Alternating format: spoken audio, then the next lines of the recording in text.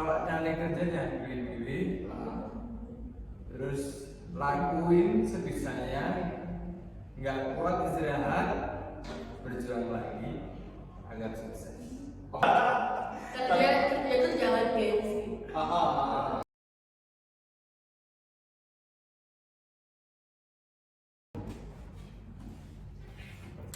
Oke, selamat pagi, selamat sore, siang, malam, semuanya deh. Pokoknya kita sebutin deh, ya. Karena kita kan nggak tahu yang lihat video ini nanti dia lihat di jam berapa, intinya kita semua aja deh disebutin. Hari ini kita kumpul di sini dalam podcast kita ngobrol bareng aja, ngobrol santai aja, membahas terkait tema bagaimana manajemen SDM pada generasi milenial. Ini yang sekarang lagi banyak disorotin sama media massa sama semua lah ya, yang terkait dengan SDM di generasi milenial ini. Tapi sebelum itu, salam kenal, nama saya Tobi Ariaksa. Saya yang akan menemani teman-teman di sini pada podcast ini, dan saya pun mendatangkan teman-teman bukan cuma untuk kita ngobrol santai di sini tanpa melihat latar belakangnya. Nah, saya mendatangkan teman-teman ini emang karena saya yakin teman-teman mampu di bidang ini gitu loh. Nah, sebelumnya tolong perkenalkan satu-satu dari sini dulu, siapa? Perkenalkan, saya Muhammad Roni. Asalnya dari mana nih? Asal dari Lombok. Jauh banget Lombok ya. Oke, latar belakangnya. Dari latar belakang sendiri, saya mahasiswa psikologi. Mahasiswa psikologi. Dan yang berfokus pada bidang SDM. Jadi fokus saya untuk kuliah sekarang itu di bidang SDM. Oh, berarti datang ke Jogja emang buat kuliah. Ya, seperti itu. Berarti sekarang di sini di Jogja ya? Ya, Aman dan ya, nggak langsung dari Lombok datang ke sini buat podcast doang guys. Transportnya lebih ringan gitu hasilnya. Oke, selanjutnya, yang selanjutnya siapa nih? Gue paling keren nih. Ini. Ya, perkenalkan, saya Jatuh Budi Santoso. Saya asli Jogja. Asli Jogja. Asli Jogja. Oke. Latar belakang pribadi ya. Oke. Latar belakang pribadi, saya seorang mahasiswa S1 psikologi Dari mana? dari Universitas Cendekia Putra Indonesia. Itu salah satu universitas ternama di Jogja ya. Keren banget ini. Berkesempatan saya ngobrol langsung sama mahasiswanya. Enggak nyesel. Oke, selanjutnya siapa? Perkenalkan, saya Anzalia Nebula Fitriananda. Asalnya dari Jogja, saya asli Jogja. Latar belakang saya mahasiswi Universitas. Oh, beda ya, mahasiswa beda ya? Beda. Oh, beda. Mahasiswi untuk perempuan. Oh, oke. Jurusan psikologi. Oke, psikologi. Selanjutnya. Perkenalkan, nama saya Gabriela Delustina Alfianita. Saya mahasiswi psikologi juga di Universitas Cendekia Putra. Sama. Keren emang. Kita semua adalah satu. Jurusannya juga Sama juga. Oke. Ini menarik semua nih.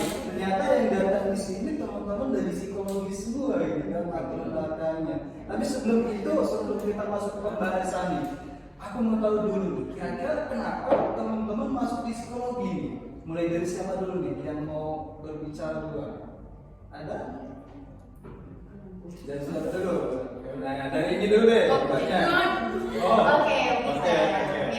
saya ingin masuk di psikologi dengan anak saya ingin membantu orang-orang dalam masalah kesehatan, khususnya kesehatan mental pada tiap pribadi manusia kan kita nggak tahu. Oke, dari yang lain? Mungkin sama. Oke. Tujuan kita sama. Oke, kalau saya sebenarnya saya mempunyai cita-cita menjadi forensik. Oh, Dan forensik itu salah satu jalan mau ke sana itu adalah psikologi. Jadi ya berarti psikolog forensik gitu ya? Iya, Di kepolisian ya? Itu S2. S2?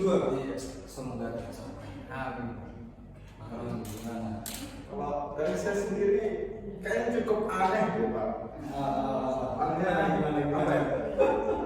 Anehnya itu nggak ada kepikiran buat masuk psikologi psikologi. Hmm.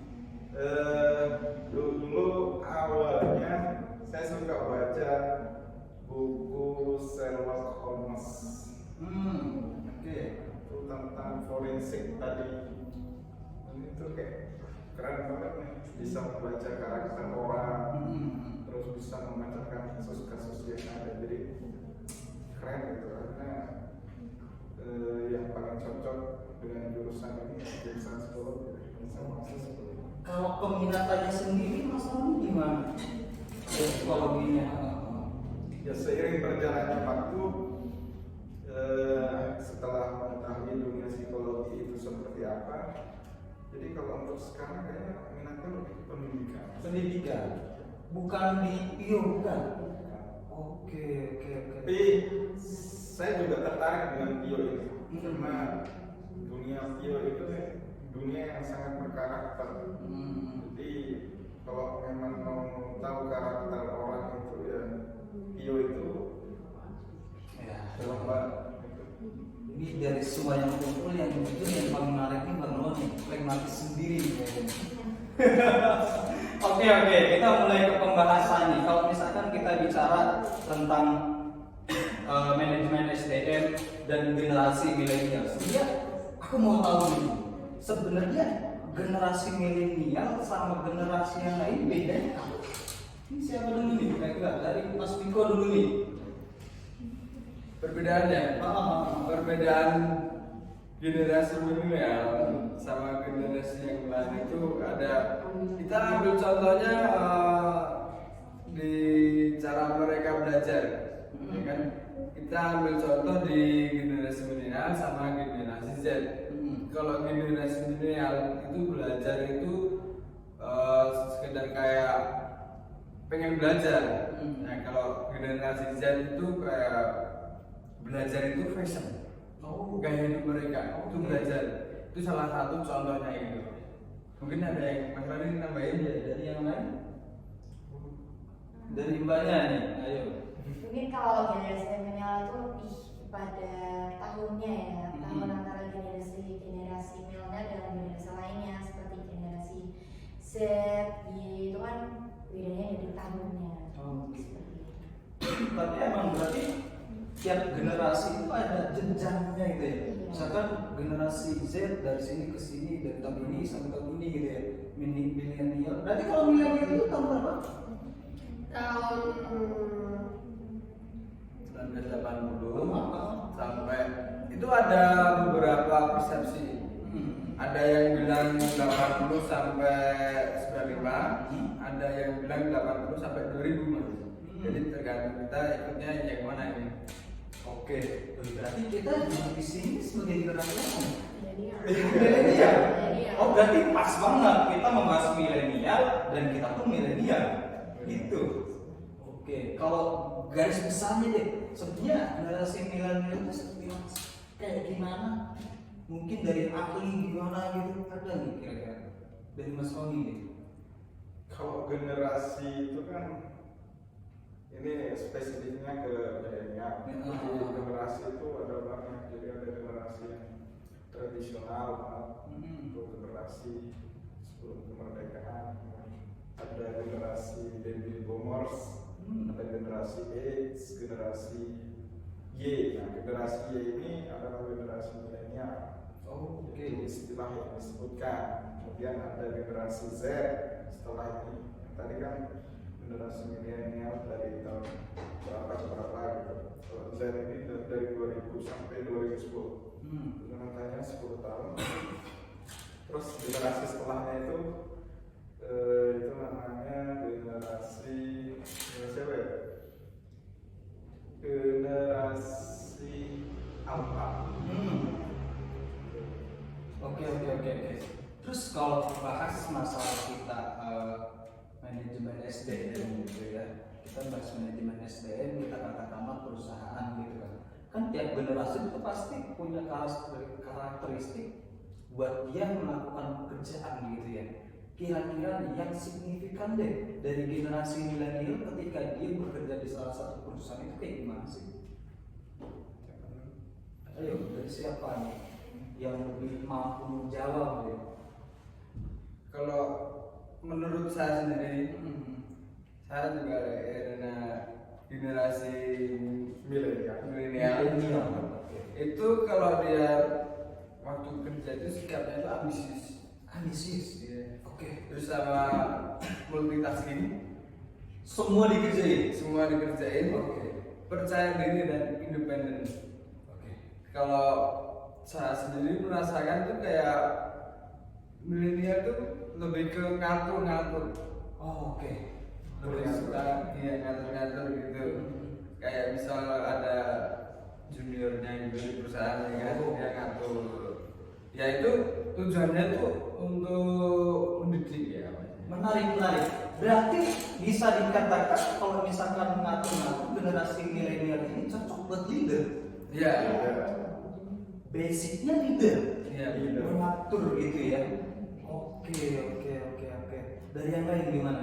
Tapi yang Mbak dulu. Kalau generasi milenial itu bekerjanya cenderung tergantung dengan passion. Karena kalau sekarang kan contoh kita misal sekarang kita psikologi, Iya. kita juga pasti mengalaminya juga bekerjanya di arah yang sama.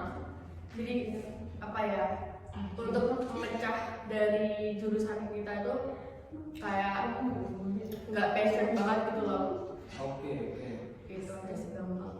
Berarti gini, orang milenial itu, generasi milenial itu dia bekerja sesuai passion atau passion dulu baru bekerja? bekerja sesuai passion dulu Baru dia kerjanya sesuai. baru nyari kerja. Kayaknya lebih condong ke yang kedua. Yang kedua, Passion dulu. jadi yang di depan passion dulu gitu. Kalau orang dulu kan ibaratnya gini gampangnya, Yang udahlah, penting- yang penting kerja, yang penting gue dapet duit gitu loh. Sekarang itu berarti ya. Enggak.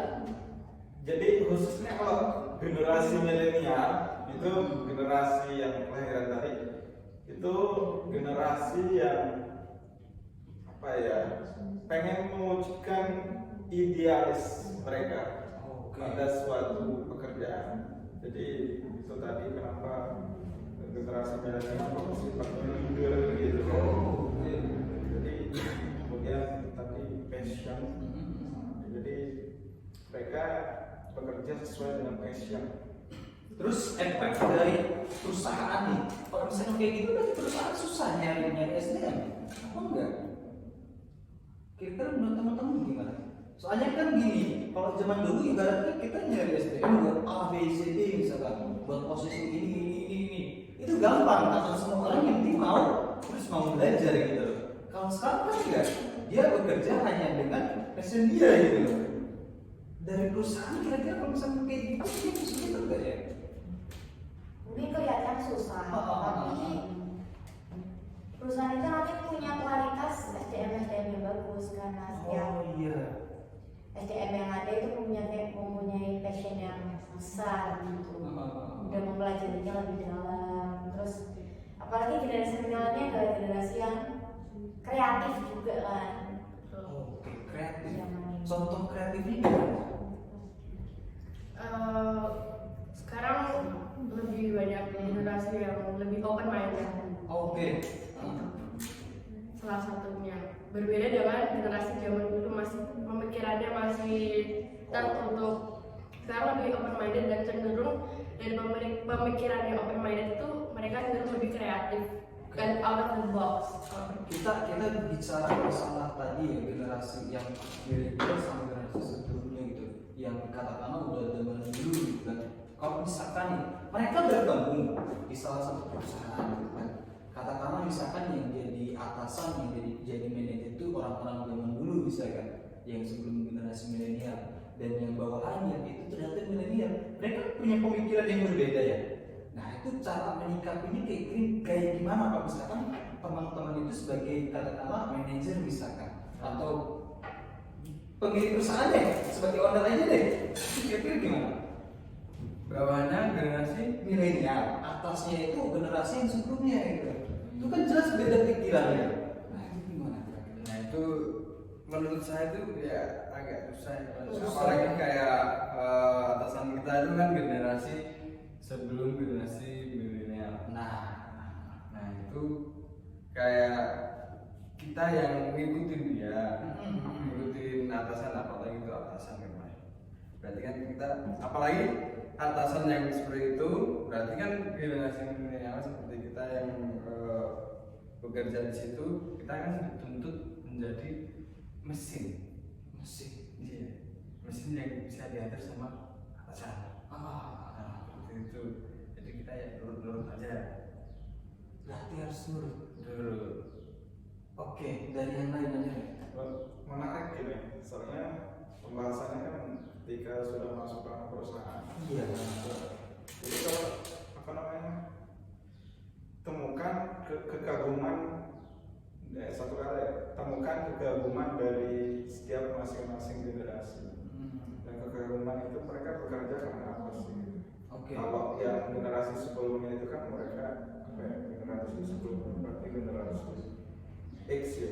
Jadi kalau generasi X ini kalau tidak salah itu generasi yang patuh.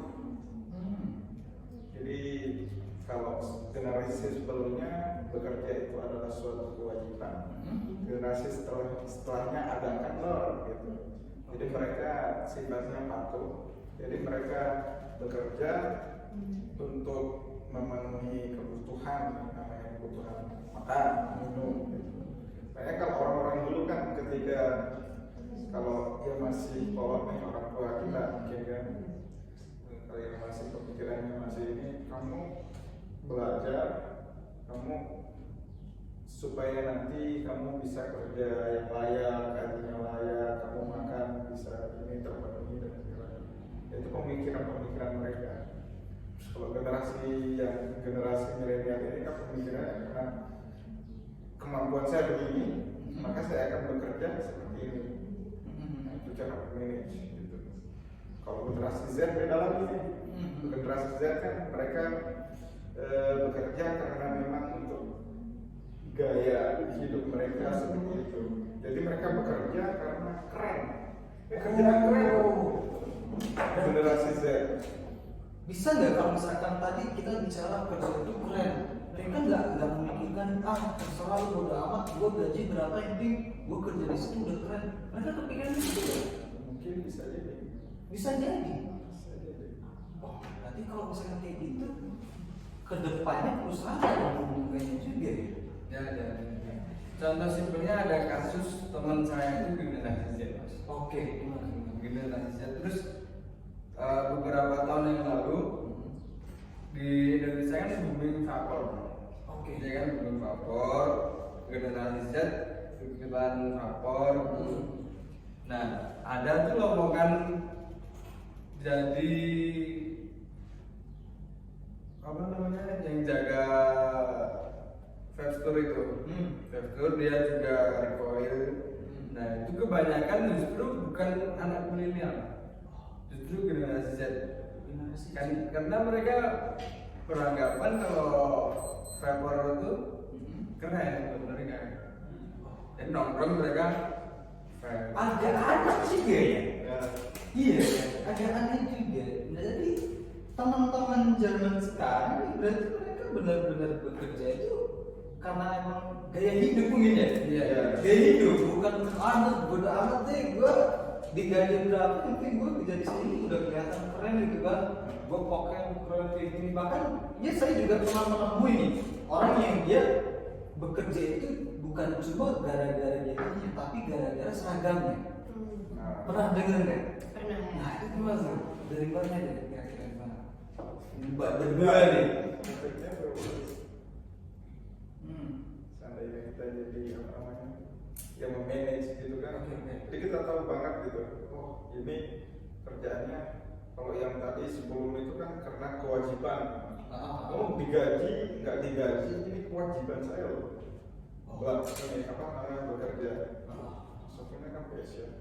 Terus yang sekarang generasi itu. Lalu fokus ke generasi milenial. Oh, oke. Kita terlalu mental ya. Oke. Kita balik lagi. Oke, gini. Kita balik lagi ke generasi milenial ya. Sorry.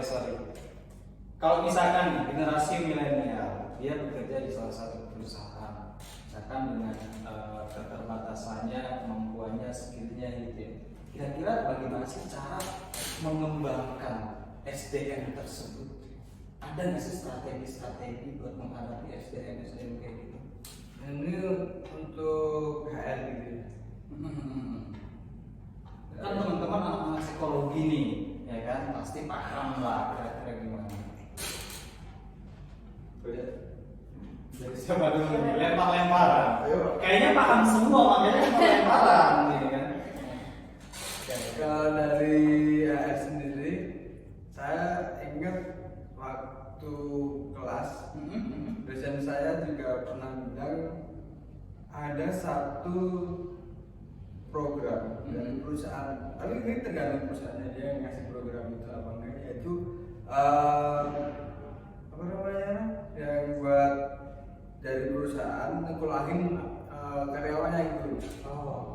Nah itu buat Scholarship gitu ya. ya itu buat agar karyawannya itu bisa mendapatkan jabatan yang lebih tinggi dan potensinya lebih besar lagi. Itu menurut dosen saya, penanggapan saya. Iya, oke. Dari yang lain ada nggak? Saya bisa menambah. Oke, silakan. Jadi kan perusahaan atau bidang lain itu harus mengikuti zaman gaya hidup masyarakat di zaman ini bagaimana. Jadi kalau perusahaan itu memiliki gaya yang sesuai dengan zaman ini, perusahaan itu juga bisa menganalisis nih ini generasi milenial itu gimana, karena generasi milenial itu mengikuti perkembangan zaman. Bicara mengikuti perkembangan zaman, saya juga anak milenial, generasi milenial, dan saya itu punya tipikal kalau misalkan bekerja itu pinginnya udah di rumah sendiri, nggak ribet gitu loh. Itu teman-teman merasakan nggak sih? Kira-kira kayak gitu. Apa cuma saya aja yang merasakan? Jadi berangkat ke kantor mah males, apalagi belum di Jakarta macet gitu kan, dan di rumah aja kira-kira saya aja yang merasakan, atau teman-teman juga nih? Merasakan. Iya. Kayak lebih apa ya, kalau work from home itu kayak pekerjaan itu kayak lebih efektif dan lebih cepat aja selesainya, karena selain kita nggak membuang waktu banyak di jalan, bisa cepat mengerjakan pekerjaan itu dengan lebih cepat pastinya. Di rumah. Berarti ya kedepannya perusahaan juga harus mungkin ini salah satu terobosan ya. Jadi perusahaan nggak usah kayak, bukan nggak usah tapi lebih ke ya udahlah kantor kecil aja gitu loh. Yang terpenting itu SDM-nya keren-keren gitu kan. Gitu nggak sih? Itu bisa jadi. Gitu ya. Mengikuti perkembangan Perkembangan zaman itu ya. Tapi ini nggak sih, maksudnya ada plus minusnya kan pasti ada. Kira-kira plus minusnya kalau misalnya kita bekerja di rumah sebagai orang milenial, generasi milenial, itu gimana? Bagi perusahaan terutama.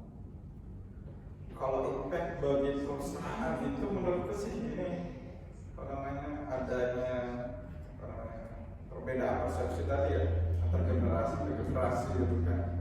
Oh kalau generasi sebelumnya itu kan mungkin patuh banget gitu sama peraturan perusahaan gitu. Nah, nanti ketika ada generasi milenial yang ternyata pengennya kerja di rumah, mungkin ada kecemburuan gitu. Nah, itu nanti ketika timbul kecemburuan, maka kerjasama antar divisi mungkin tidak bisa terlaksana gitu kan, atau ada kecemburuan seperti itu. Jadi harus memang minitnya harus luar biasa ketika menjadi seorang manajer atau HRD itu manage mereka. Ya itu aja. Oke. Dari yang lain ada nggak tambahan? Ada lagi? Ini sama sekali. Ketika perkembangan zaman, ini dinamis banget. Perusahaan itu dinamis banget. Oke. Dan ini kita bicara udah cukup lama juga nih, ya kan? Dan ini saya kira ini udah cukup nih, kita udah banyak banget ilmu-ilmu dari teman-teman yang masuk ke sini juga, nanti juga yang mungkin nonton video ini juga kan nambah ilmu lagi gitu. Tapi sebelum ditutup, tutup, saya ingin minta nih dari teman-teman nih satu-satu, ada pesan apa buat generasi milenial ini, terutama terhadap untuk apa namanya pekerja-pekerja gitu ke depannya kayak gimana buat generasi milenial? Silakan dari siapa dulu? Dari sana dulu. Dari Miko dulu. Pesan saya untuk generasi milenial Z dan Alpha, kalau nyari kerja jangan pilih-pilih, terus lakuin sebisanya, nggak kuat istirahat, berjuang lagi agar sukses. Oke, berarti apapun dilakuin yang penting halal, dapat duit gitu kan? Oke, selanjutnya. Sama ini Nggak ada, yang lain nggak ada. Kok gendong ya? Kerja itu jangan gengsi. Itu aja sih, nggak usah gengsi mau kerja. Ada lagi? Kalau kita nunggu kerja nanti kita nggak bakal dapat kerja. Tapi kita yang harus cari kerja. Oke. Satu lagi, Oh. kerja cerdas. Nah, itu yang menarik. Itu jadi salah satu andalannya teman-teman generasi milenial. Kerja cerdas katanya. Kerja cerdas, padahal kalau misalkan kerja cerdas tanpa kerja keras ya sama aja bohong gitu kan. Iya. Makanya tadi harus kerja apapun yang penting kerja, dapat duit udah selesai gitu kan. Kalau dari saya kembali lagi di mindset, kalau misalkan mindset kita itu ingin mencari pekerjaan, maka apapun pekerjaannya dilakukan. Tapi kalau mindset kita mencari uang, kalau misalkan mindset kita itu mencari pekerjaan, apapun pekerjaannya pasti kita akan cari sesuai passion kita, ya kan? Tapi yang lebih baik menurut saya, kalau misalkan mindset kita mencari uang, apapun pekerjaannya itu dilakukan. Iya. Oke, sepakat ya. Oke, mungkin itu saja dari saya. Terima kasih teman-teman udah hadir di podcast ini. Nanti kita kapan-kapan bikin podcast lagi dengan tema yang lebih menarik lagi. Oke, terima kasih. Salam sehat jiwa. Terima kasih.